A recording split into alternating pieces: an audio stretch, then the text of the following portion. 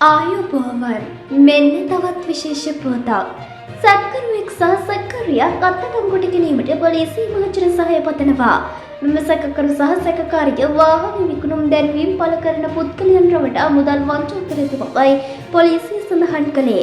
හේවාදේ වගේ සංජීව උපුල් විජේරත්න ජාතික හැඳුනුම් පොත් අංක 75 17 52 02 4 රණසිංහ හෙට්ටිආරච්චිගේ දිස්නායි රෝෂිනී රණසිංහ ජාතික හැඳුනුම් පොත් අංක 83 84 91 55 3 නමක් මෙම මුදල් වංචාවට සම්බන්ධ වෙනවා.